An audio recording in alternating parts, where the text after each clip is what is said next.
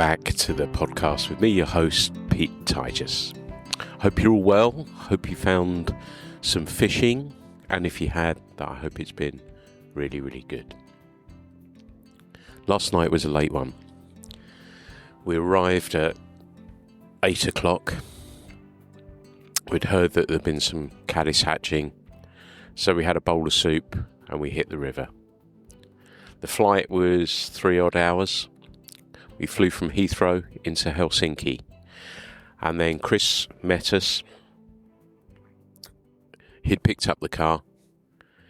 Made the 3.5-4 hour drive. And we're at Troutland. I think that's the best description. I'm with Paul Procter as well. And Chris Rownes.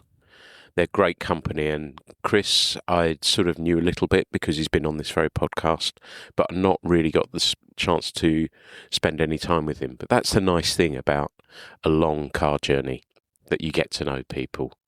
And I'm really pleased he's exactly the person I thought he was as well. He's great company, so super enthusiastic, knowledgeable, has some amazing stories about the things that he's done in fly fishing, which you'd have heard on the podcast, of course, as well. But great company on the water as well. And he and I spent some time together. He had been fishing a surfboard, a floating streamer, and had a fish. Came up and eat it, and he landed it. A good fish.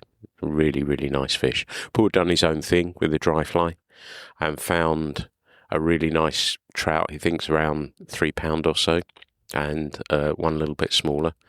I lost one on a streamer. I was pulling a streamer, and it dawned on me that these fish that travel, we're going to learn a little bit more about this as the podcast goes on when I speak to Yanni, but there's fish come out of the lake and come into the streams that connect them, and the trout follow them, and it's quite exciting. So yeah, I felt a okay fish, but came off.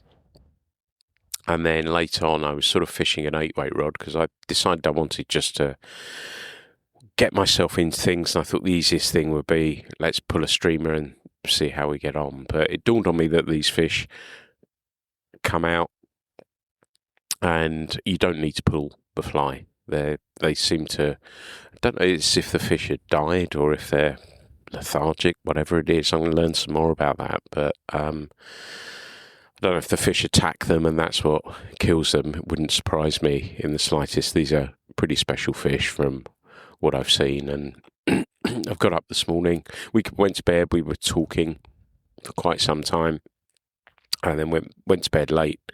And then I'm about 9 o'clock, I think, breakfast. I can smell breakfast. So that's not going to be a million miles off. We'll have some coffee and then we'll formulate a plan. But I think the idea really for these hatches, and it's the caddis that we're really interested in, that tends to be in the evening. So we're going to be keeping a close eye out for them to see what happens, see how the day plans out. I think there's pike that can be caught here as well.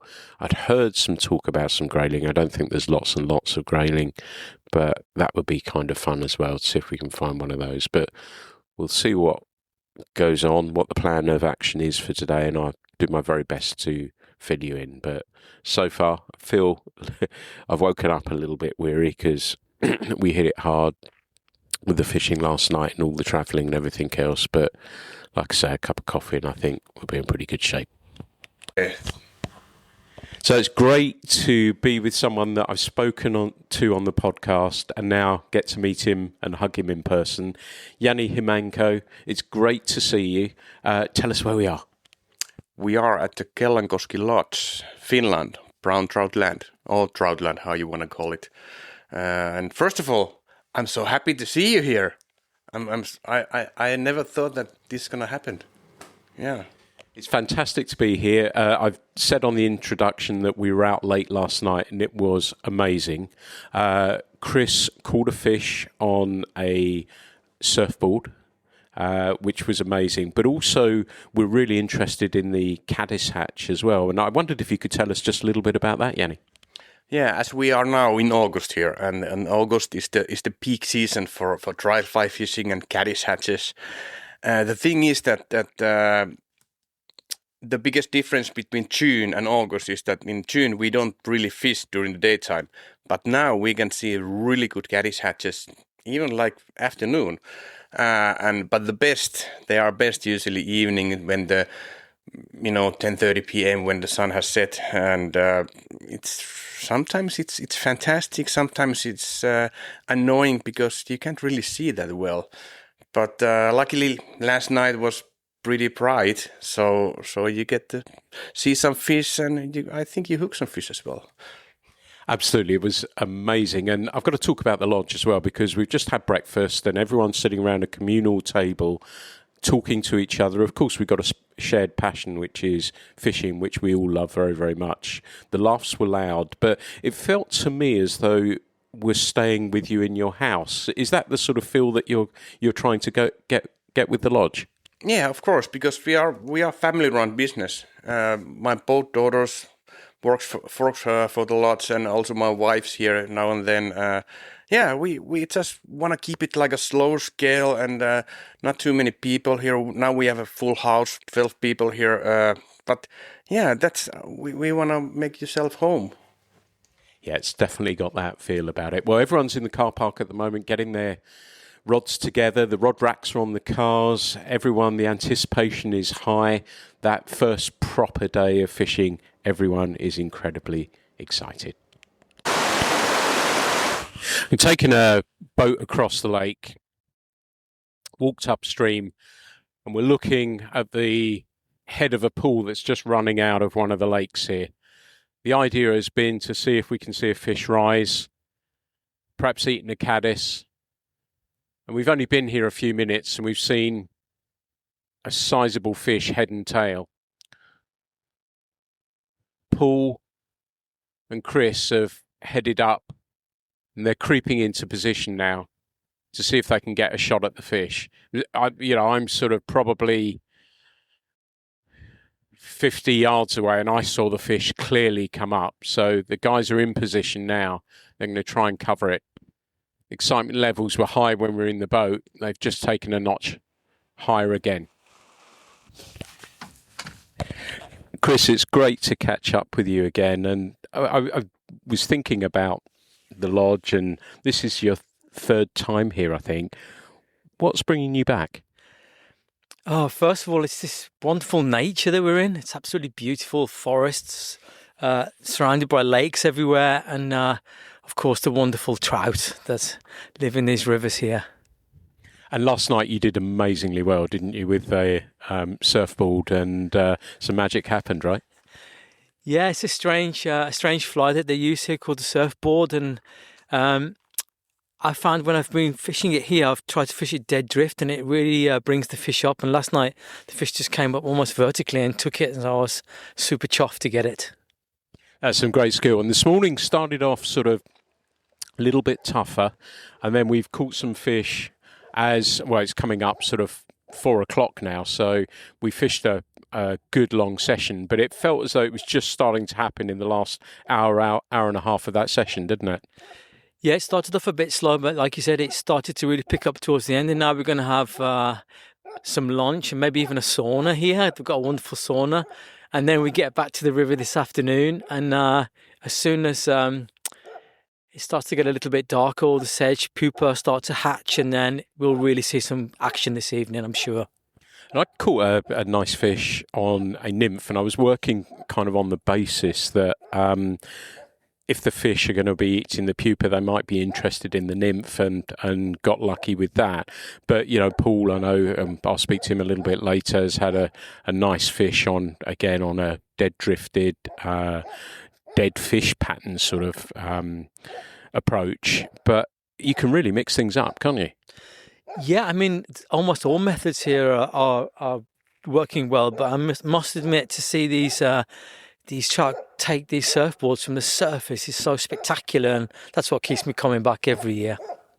And putting it into context for you, you've been, apologies if you can hear the lodge dog in the background. There's a few people starting to come back now, and she's greeting them as they come. But, for size of fish, putting that in context for people, they're pretty special, right? Yeah, I mean, what's wonderful to see here is there's all sorts of age of fish in the river, from small to really big. But I don't know, a 4 pound fish is sort of almost normal here. And I've caught myself up to 5 or 6 pounds. So yeah, it's just a spectacular place to come back, and yeah, I'd love to come here. And I've heard rumours coming out that Andrew, who's staying here, has had a 7 pounder as well on a dry fly. Is that right? Well, God, lucky him. You know, that's amazing. That's so. Yeah, you can catch these fish on nymphs, on streamers, on surfboards, but to catch them on the dry flies, the ultimate. And I think we're going to catch them tonight, mate. So yesterday was a real mix of fishing, conditions as well. That we had this thing come in late last night called rain in Devon, and many other parts of the UK and beyond have not experienced this for quite some time, so the rain jackets were out. The hatch that we were hoping didn't really work out that way. Paul was fishing a floating fry pattern and caught a fish, a smaller one. He said he had a good one. Have a look as well at his fly, but that was about the extent of it. I sort of messed around. I'd heard that where we were fishing in the evening, that there might be the chance of a grayling, and didn't find one of those. But we'll see. It's next morning. Yesterday though, sort of the way the days play out is kind of interesting, that we have breakfast, get out, fish, and then come back and have something to eat about 5 o'clock or so, and then relax for a bit and then head out whenever you like. We shot out about 7ish, I think, something like that, 7:15, and then went and fished and said we hoped for the hatch, but it didn't play out that way. Paul had a really nice 4 pound plus fish yesterday. I came a little way behind with a 3 pound fish. My observations are how strong the fish are. You know, these are big, strong rivers, and the fish are incredibly strong and pull incredibly hard. So it's been fun to connect with something. I had a smaller one as well. So we're getting there, and really enjoying it. Really enjoying it. The mix, the people. There's a lot of Swiss anglers here who are just full of the joy of life as well, which is fantastic, and enjoying their companies. We sit round a communal table in the evening and for breakfast. I've just come back from breakfast, and everyone talks. Obviously fishing's high on the list of topics, but really, really enjoy hearing stories from anglers, and often I'll just sit quietly and listen to what they've got to say. So I'm packed. We've dried our stuff out. It was so wet when we came back. There's a sauna here, and we left our stuff in there, just in the ante-room to the sauna, and it's lovely and dry this morning. So sun's shining.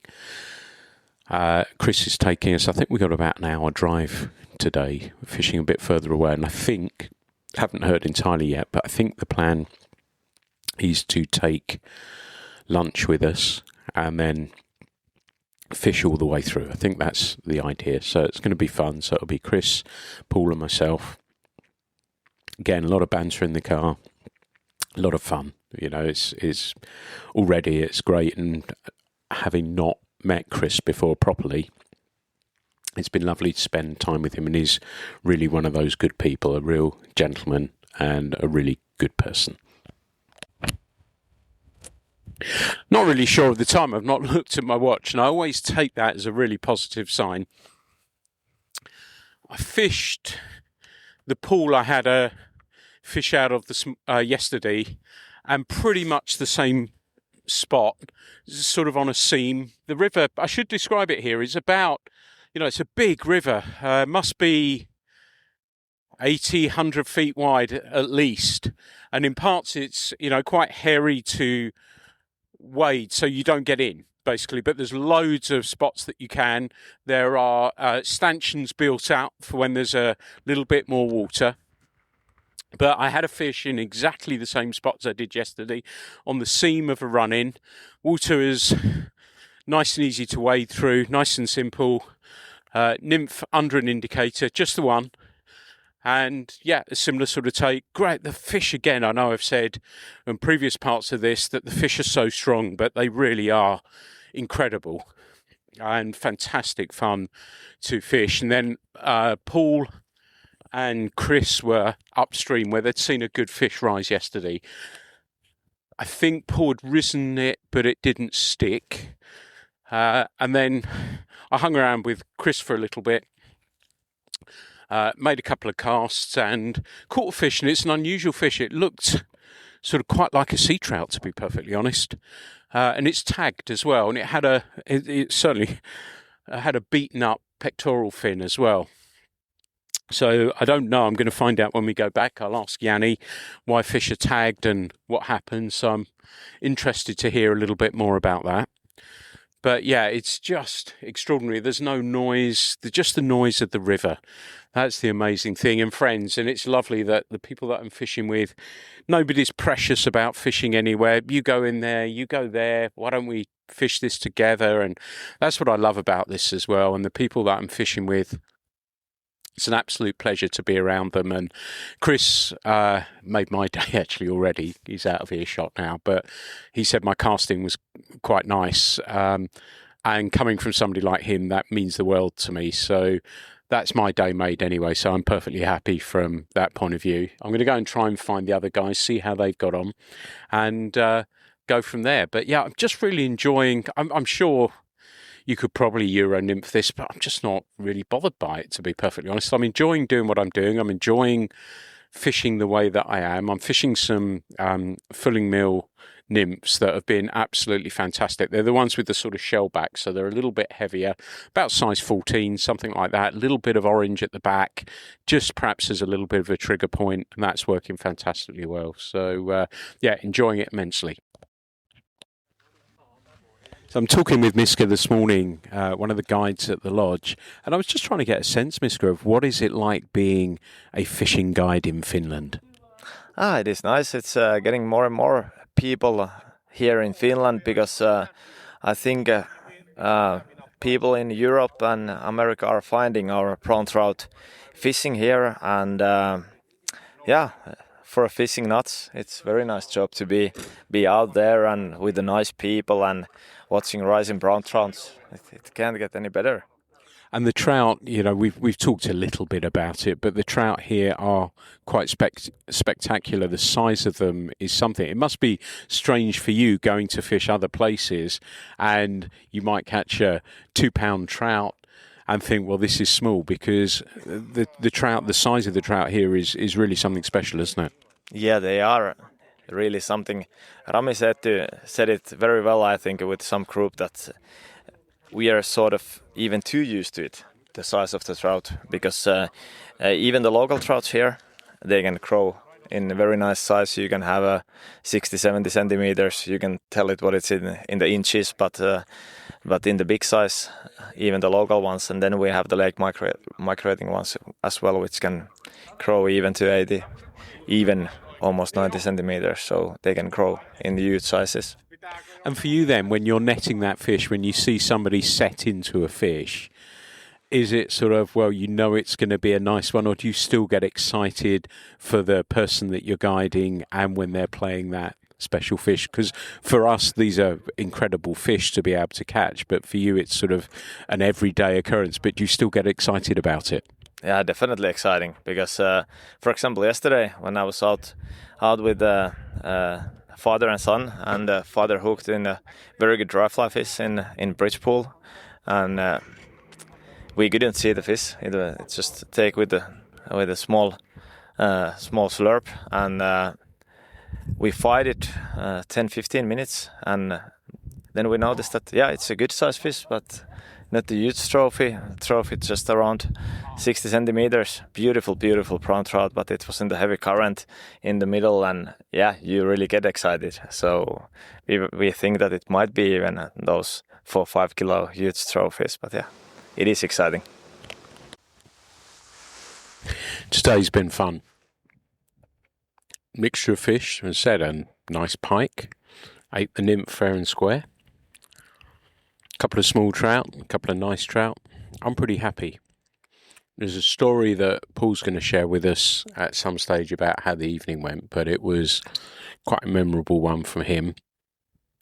We stayed out till probably 11 o'clock or so, waiting for that moment, waiting for the hatch to appear. And like I say, we'll share that story pretty soon. It's another day and we've driven about an hour or so. We're on a stream. Again, runs between two lakes.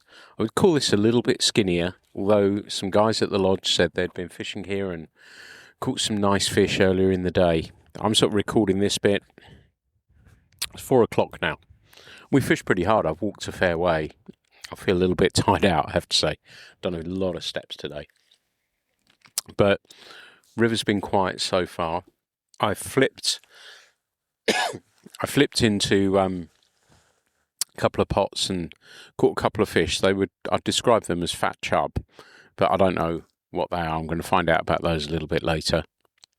But the plan is to move upstream a little bit later and look for those rising trout.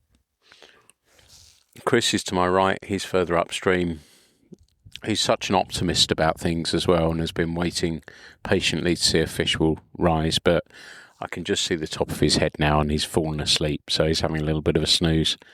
I might do the same, just for a little bit, just to recharge the batteries, re-energise, and that means we can fish later into the night. The atmosphere around the lodge is amazing. People are nice. A lot of Swiss people here are super keen anglers as well. Happy, enthusiastic, really, really nice people as well. I've enjoyed their company. I've enjoyed hearing their stories and just listen sometimes. It's fun to do that. Breakfast is nice as well. Bacon, eggs, bread, cheese, meats, and some cereal as well, just to get things going. And of course, the ever important good strong coffee, which is very, very good, I have to say. There's a coffee machine as well, but yeah, I like a pot of coffee on the go, and that starts the day perfectly for me. I'd heard there'd been some grayling caught upstream. That's where we were fishing sort of late afternoon into the evening.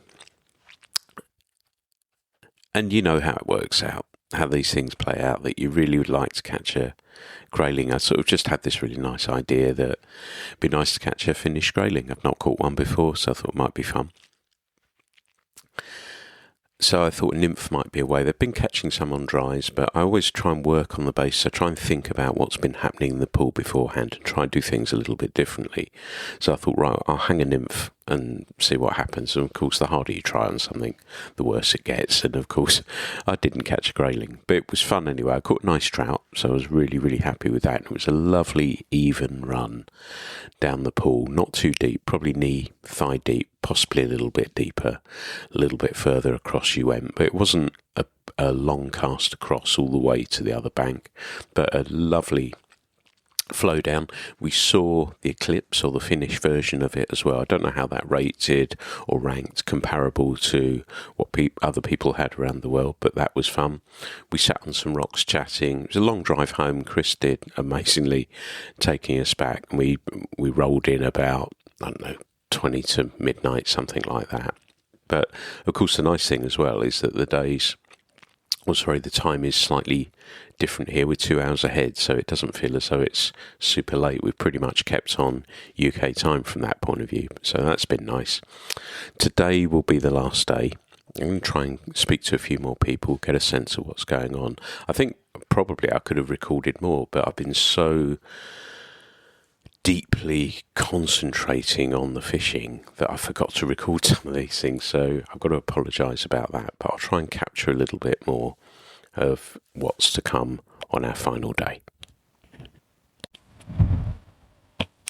We're fishing this amazing pool. It's called the Bridge Pool, but it's also known as President's because Jimmy Carter fished here a few years back.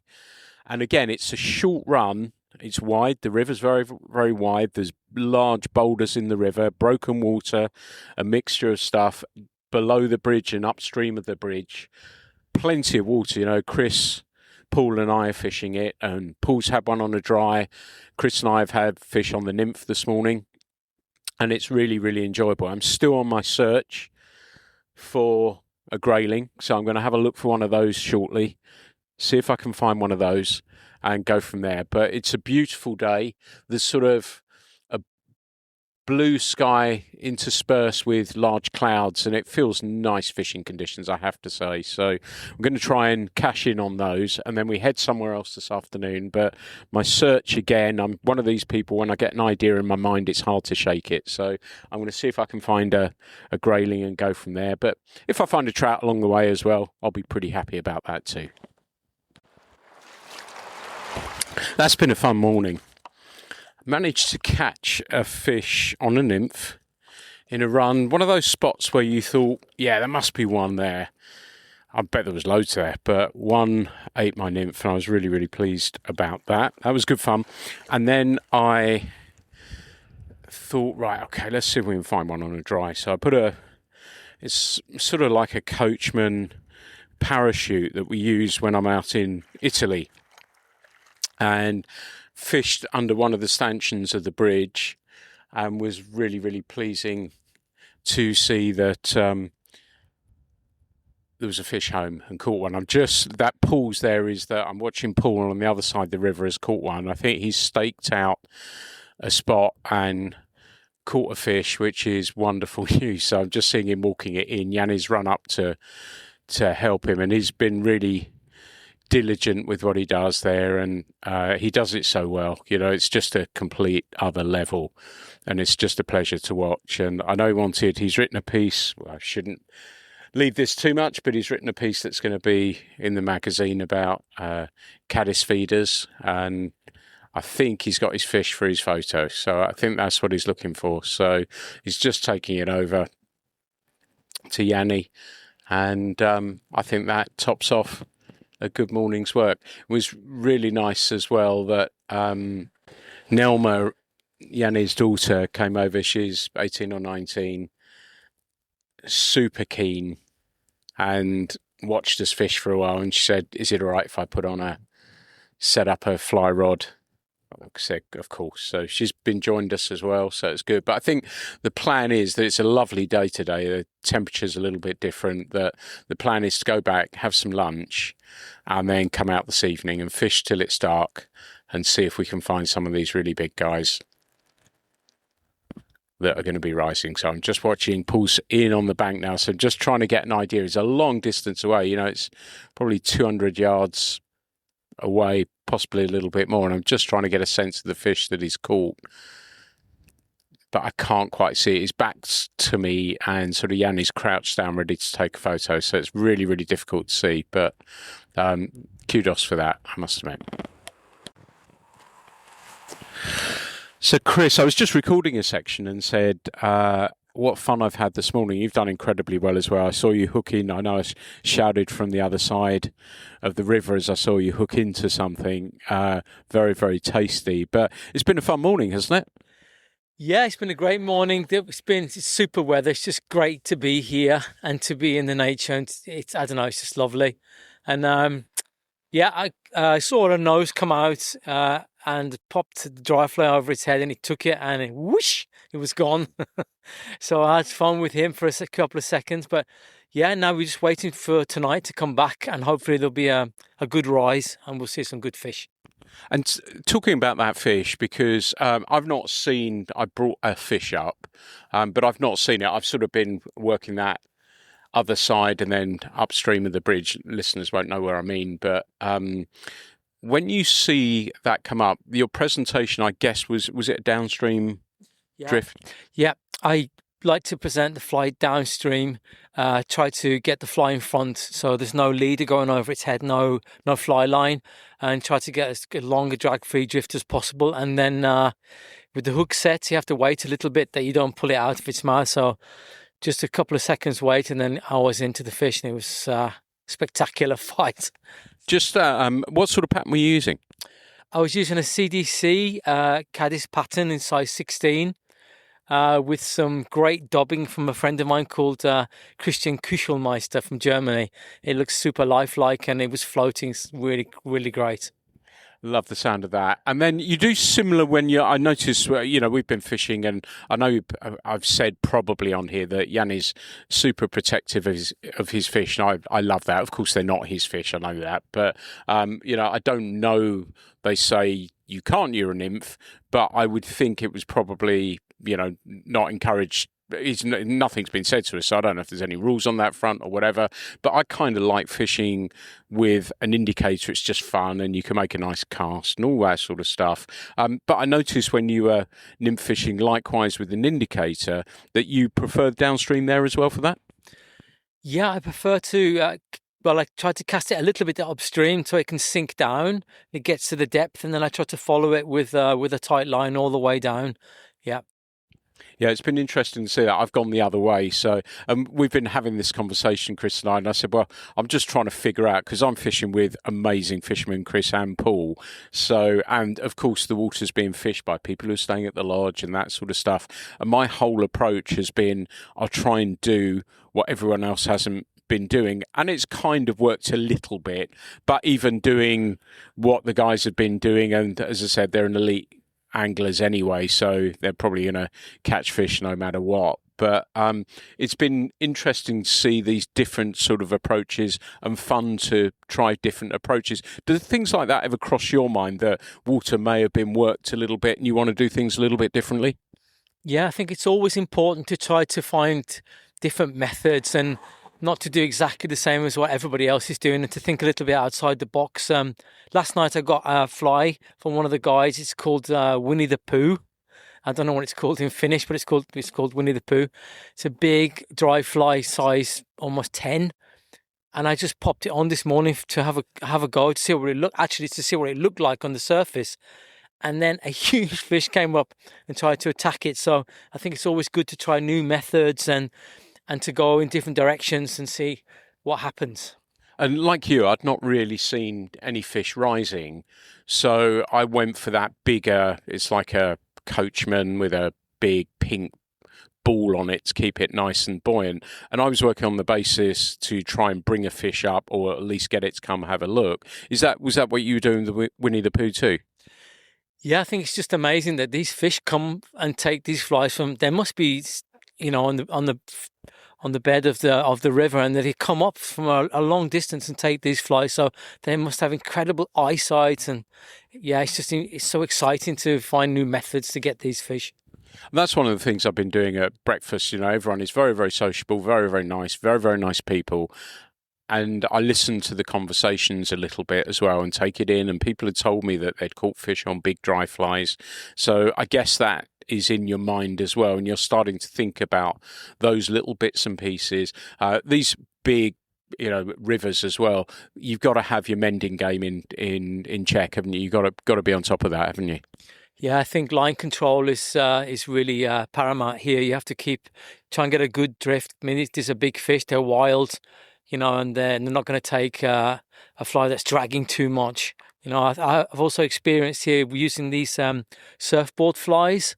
The people strip them across the current, but I found that if you dead drift them down the rapids, the fish come up and take them as well. So it's interesting to try new things and find out new methods. And that was the lovely thing on the first night. We were here, and particularly Paul and I, because Chris has seen it before, we're parked where we're parked right now, got our bags out and put our stuff on. I didn't even bother putting, fishing trousers or anything. I just had put on the trousers I had and got into my waders and went.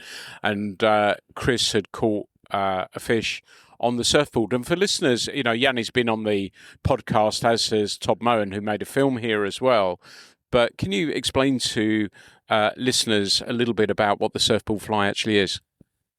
Well, yeah, in this particular river here, we have fish that are called bleak, and they come down in waves out of the lakes. And when that happens, the big brown trout are waiting for them, because it's a big morsel of food, and it's a big buoyant fly. Underneath, it looks like a fish, and on the top, it's white. I don't know, plasticky, whatever it's called, foam stuff, and it swims extremely well. And then they come up to the surface, and and it really explosive strikes and take the fly. So it's super exciting and something that you can't really get your head around at the beginning, because they're casting into the fastest water where you think a fish would never live actually, but they're waiting there in the fastest water to ambush these bleak fish. And I've not been fishing this pattern. I've sometimes pulled streamers, and I caught a fish or I hooked a fish on the first night on a streamer. I was sort of pulling it. And again, I was trying to do something a little bit different just to see. But I've had a go. Chris said, "Oh, look, grab my rod and have a go."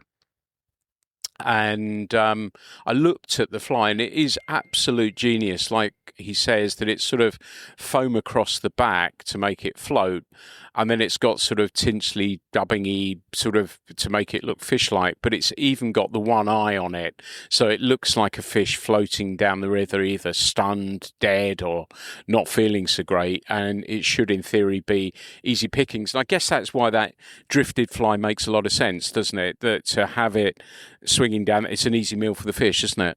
Yeah, I mean, that's what I've sort of worked out by fishing here a lot, and it's worked quite well. If that fly, the surfboard, floats down, without any drag, I've had some incredible slow rises, because that's usually the problem when it's skating so fast. The fish attack it, but they miss it, and you miss a lot of fish on the surfboard. But by fishing it dead drift with no drag whatsoever, they come up and take it like a big dry fly. So I just love to see these huge, these big brown trout coming up and taking these flies. It's just incredible. Yeah, it is extraordinary. And I had it was only a 12, 13-inch fish launch itself at the surfboard last night. And it was really, really exciting. So I'm sort of flirting with the idea of going that route tonight and see what happens. But we'll see how that plays out. I've got to apologise because this road is usually super quiet and there's cars been going up and down it. You know, I crossed the road and hadn't seen anything for ages. And I think we've had 3 or 4, possibly more cars.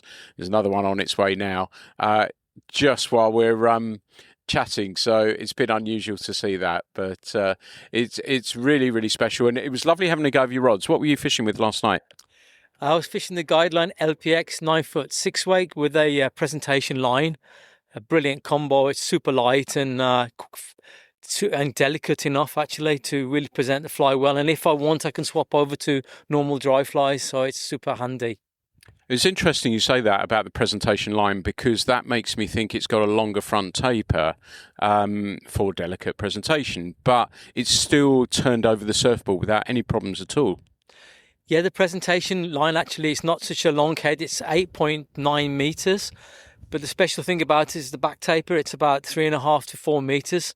So it's super stable in the air, and it's excellent for roll casting and for switch casting and change of direction cast. So it's just my go-to fly line. It's like an all-round thing.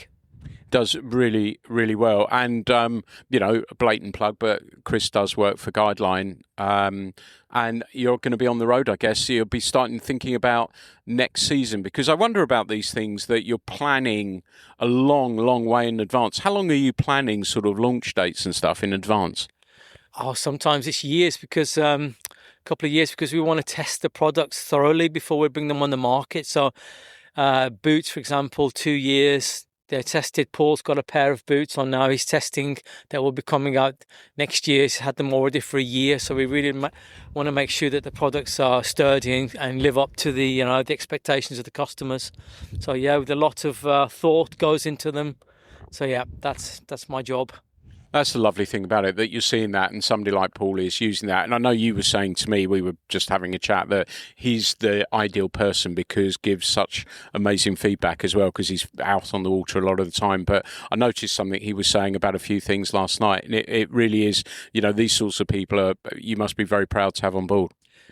Absolutely. Yeah. I mean, Paul's a fantastic ambassador for our sport, and I can't think of anybody better in fly fishing to test our equipment. He's so knowledgeable. He's so, he gives so much to Guideline, and we're extremely proud and privileged to have him on board. We better stop now because he's walking over the bridge and he might not fit his head over the bridge if he hears all this, right? We're going to go and have some lunch, right? Yeah, we're off to have some lunch and we'll be back tonight to give it another try.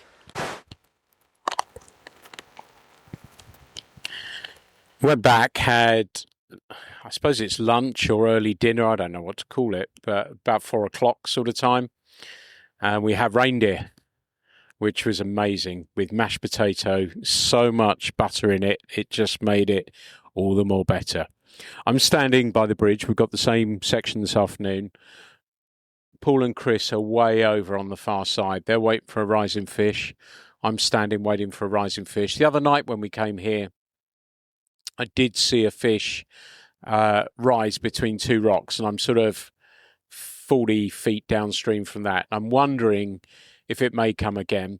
I've been playing again under the bridge. There's sort of sections of the bridge, each leg or stanchion is probably about 15, 20 feet apart, and there are little run-throughs there, and I put on a stimulator, and I caught a couple of fish there, so I'm really pleased about that. But the main event, well, we'll see. We'll see what happens, but it's a different sort of evening already. There's some caddis fluttering over the water. I've seen some ephemera as well, a couple of duns on the water. Fish haven't eaten them. Well, I'm hoping that we'll see them, but I'll keep scouting. Just be patient, really. As I said, it may be I have to sit here an hour. It may even be longer than that, an hour and a half, but we'll wait and see what happens. But the guys haven't moved there. They're just standing as well, waiting, watching for a sign, a clue, anything from the fish that says, right, and we'll spring into action as soon as something happens. I think Yanni's going to come down as well. This is his favourite spot, I think, and I'm going to find out a little bit more why at some stage as well. But I've walked up under the bridge. Usually I've been walking over the other side and in, but it may even get me into a slightly better position. I'm hoping there's a run to my left, probably 70, 80 feet up, runs down the middle of the bridge.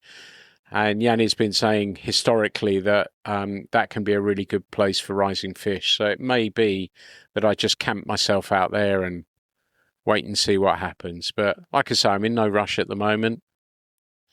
I'm happy with the stimulator at the moment as well. I'm not going to go for the surfboard. I'm just going to stick with the dry, and I'm going to see if I can find a rising fish, cast to it, and you never know what, I might even catch it. I've been sitting here an hour. Fish rose. Changed flies a couple of times and hooked it, and it came off briefly. It wasn't a huge fish. It was a nice fish, don't get me wrong, but was on briefly and then was gone again. The wait continues. So it's about now 10 to 11. It's pretty dark. Over here, I guess you think it may well stay light this time of year in Scandinavia, but it's not now. It's the nights are starting to close in already here. What a fun evening, though. I'd seen some fish moving in the place that I'd staked out, where I'd lost fish earlier, and they started hitting bait, the bleak, as they were coming out of the lake. So I changed my fly up, shortened my leader a little bit, and had a couple of fish, which was great fun. Strong fish. It is just exciting to see these fish start leaping, and then even more exciting when one of them eats your fly as well. So that was lovely. Yanni was here to take a photo of one of the fish, and then I think the guys were on the bridge as I landed the other one. So really enjoyed that aspect of it as well. I was determined to try and stick with the dry, but it kind of didn't make sense. You could see that the fish were hitting the bleak, so it made perfect sense to do that. I'm tired. My arm's a little sore. I've been throwing a long old line, but loving it. And I think it's last night, so I'm sure we're going to probably stay up, have a couple of drinks, and say a fond farewell to Finland.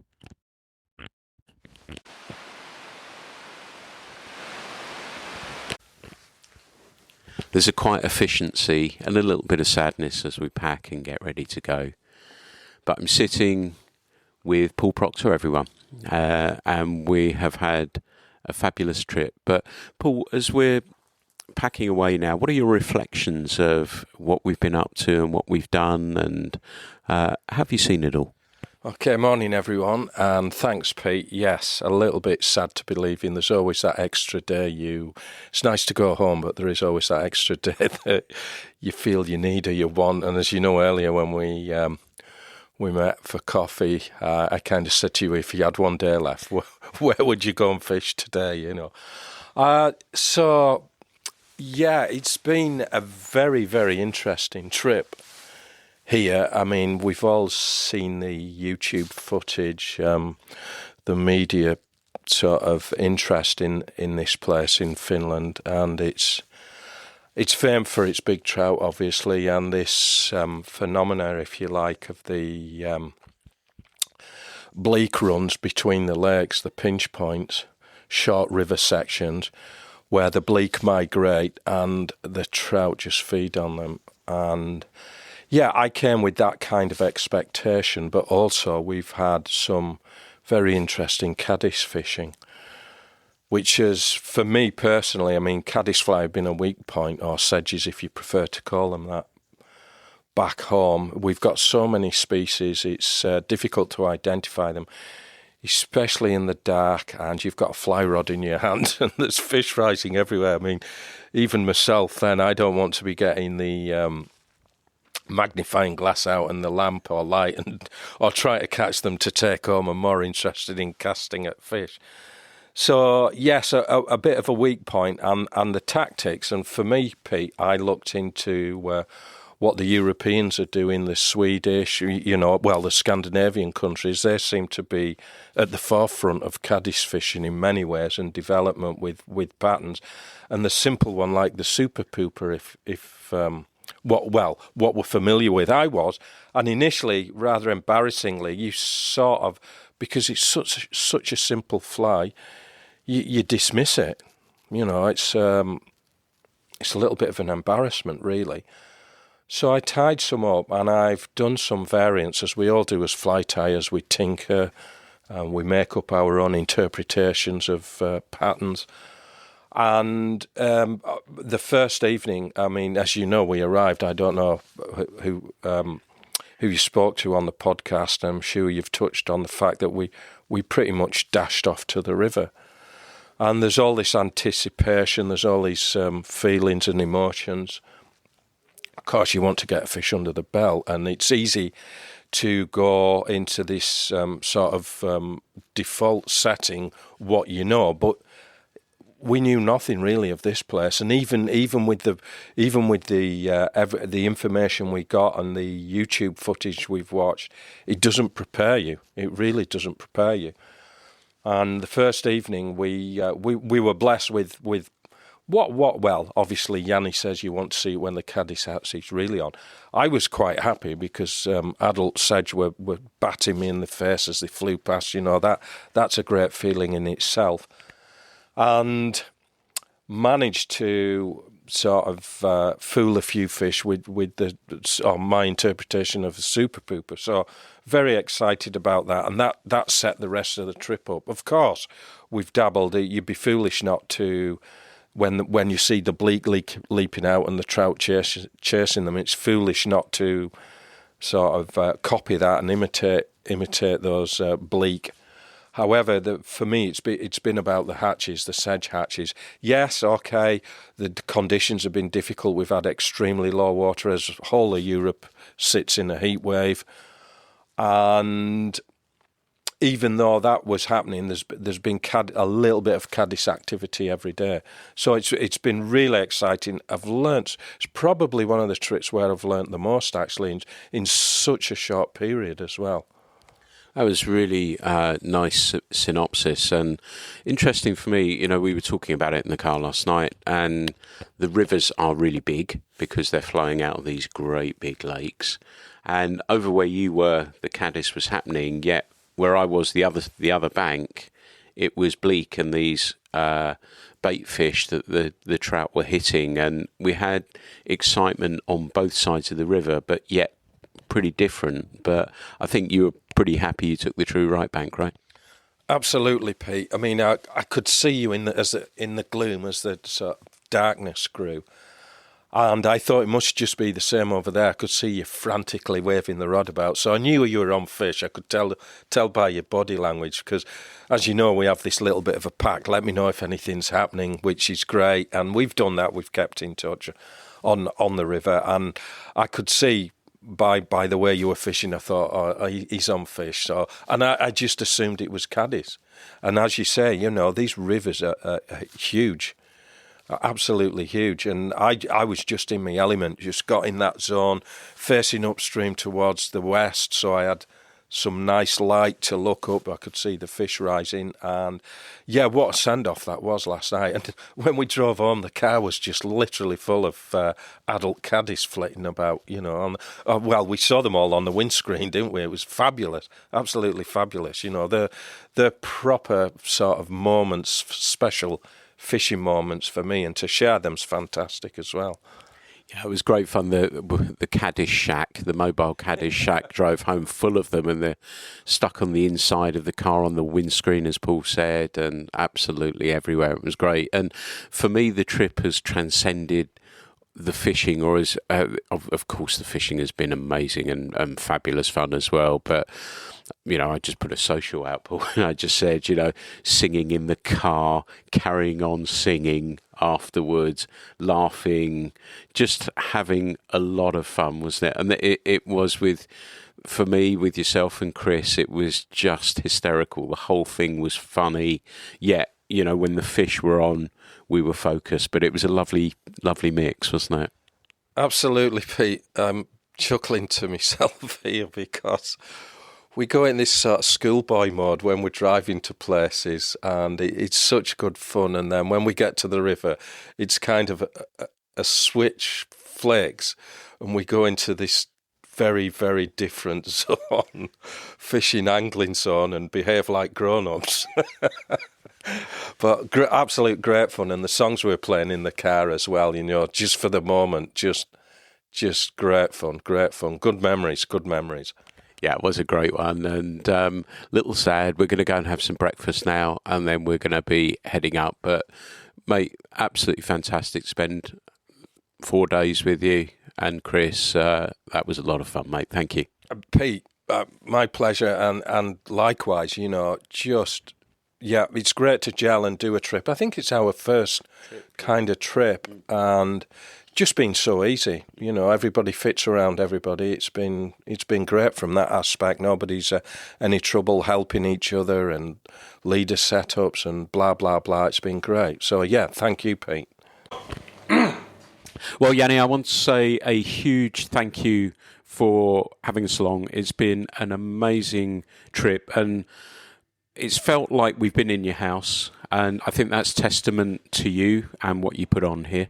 So I'd like to thank you for that. I know you've been busy this morning cooking us eggs and bacon and various other things for breakfast, so a big thank you for that as well. The food has been absolutely extraordinary across the board, so really, really enjoyed that. I've got to go and do some running now when I get home to work off some of this, but it's been everything I hoped it would be. And, you know, when I first spoke to you about the podcast, I remember you talking about the fish and what they meant to you. And I could see that from how you like to rest and care for the fish deeply. And that's come across. And it's easy to say these things when people are talking to you to say the right thing. But it's having met you and spent time with you that it's very clear that's the case. So that definitely needs a shout out from that point of view. But if people want to experience epic caddis hatches, if they want to fish the unique surfboard fly for fish that are going to pound into it late at night, how do they find you and how do they contact you? Okay, first of all, thank you very much for the kind words. Troutland.fi or kellankoski.com. Troutland.fi or kellankoski.com, and Instagram is Brown Trout Land, but we are not that active on Instagram, but yeah, over there. Fantastic. Well, keep doing what you're doing. It is fantastic. Thank you so much. Thank you. And so I'm stood reflecting on an amazing few days. The fish were utterly mind-blowing. They were strong. They were rockets. The company was fabulous. I enjoyed every second, from singing loudly in the car to dancing around to cheering on people when they caught fish. That was really, really nice too. The whole thing has been amazing. Yanni and his family have looked after their guests, as they always have, fantastically well. It's been good. It's been fun. I'm tired, but a good tired, a good sense of tired that has thankfully included a few fish along the way too. I hope you've enjoyed this one. I really enjoy taking you fishing with me and try and capture as much of it as I possibly can. Sometimes I miss little bits because I'm so engrossed in the fishing, but hopefully you'll forgive me that. I'd like to say a huge thank you, as always, for listening to this episode of the podcast. There'll never be any charge, as I always say. I have no interest in that whatsoever. Just like sharing fly fishing with you. Thanks so much for listening. There'll be more coming very, very soon. Thanks for listening to the Fly Culture Podcast, brought to you in association with the Voice of Game Angling, Trout and Salmon, where Pete is the editor.